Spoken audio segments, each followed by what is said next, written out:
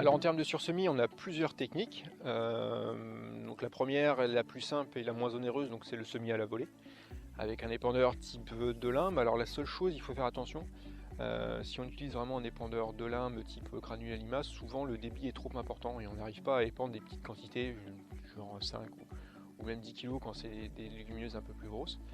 Donc il faut faire attention à ça, et souvent les légumineuses ont tendance à couler toutes seules dans le cône, donc il faut vraiment avoir quelque chose adapté aux petites graines. Bon, bien évidemment, il faut que les sols soient suffisamment portants, un petit peu ressuyés pour faire le moins de dégâts possible. Et les soucis qu'on peut avoir avec les épandeurs type de lime comme ça, bon déjà c'est la densité, on a souvent tendance à pas trop maîtriser ce qu'on met.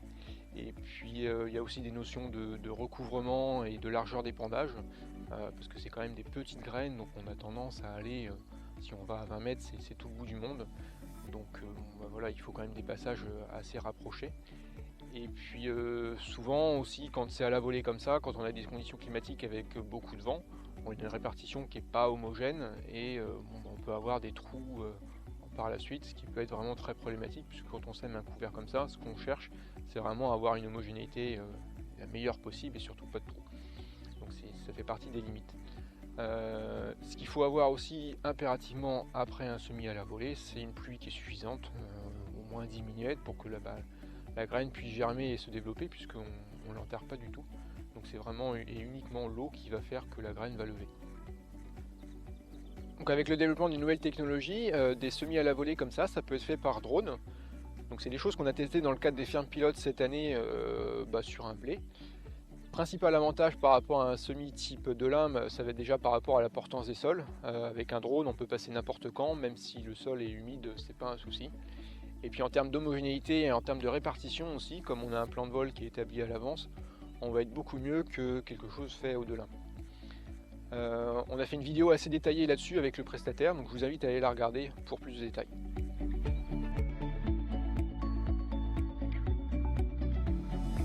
Pour pallier à ces soucis d'homogénéité et de largeur de travail, ce qu'on peut faire aussi, c'est adapter ce système d'épandage à la volée sur un outil type RC-Trig qui fait vraiment un minimum de termes.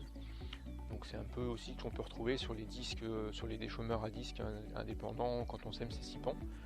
Donc c'est des systèmes avec des palettes qui vont permettre de répartir la graine sur une certaine surface.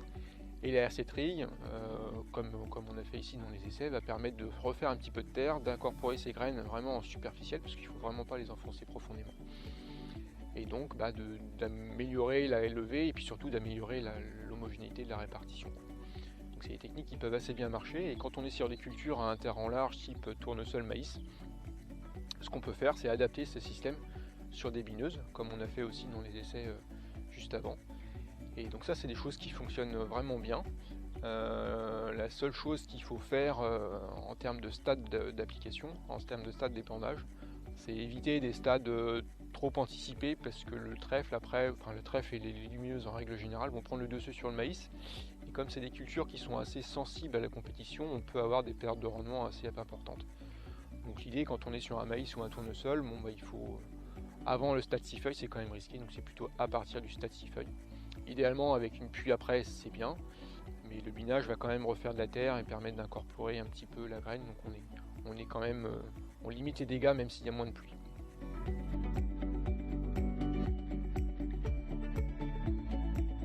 Autre chose qui peut être intéressant, là en termes d'implantation et en termes d'homogénéité on est vraiment tip top, ça peut être le sursemis avec un semoir de semis direct. Là par contre il faut être vraiment très vigilant par rapport à la portance du sol, puisque on a des gros poids, donc on peut vite faire des dégâts. Et puis même par rapport en termes de stade, dès que le blé commence à monter, il faut éviter, puisqu'on va faire beaucoup de dégâts. Donc maximum, et puis 1 cm c'est déjà beaucoup. Il y a deux types de semoirs à semi-direct, des semoirs à dents et des semoirs à disque. Quand on fait des sursemis comme ça, il faut quand même mieux privilégier des semoirs à disque. Ça fait moins de dégâts que les semoirs à dents. Les semoirs à dents, ça a tendance à arracher et puis même à refaire beaucoup de terre, à foisonner. Donc ça peut aussi créer des relevés de certaines adventices. Donc privilégier plutôt les semoirs à disque. Et puis ce qu'il faut faire aussi attention, c'est la profondeur de semis. Quand on sème des trèfles ou des luzernes, c'est vraiment très très superficiel, ça va être 1 cm, L'optimum c'est autour d'un centimètre, donc dès qu'on va aller plus profond, on va avoir des soucis de levée, des soucis d'implantation, donc ça peut être problématique. On peut aussi semer les légumineuses avec la culture, donc c'est des choses qui se font beaucoup avec le colza ou avec l'orge de printemps.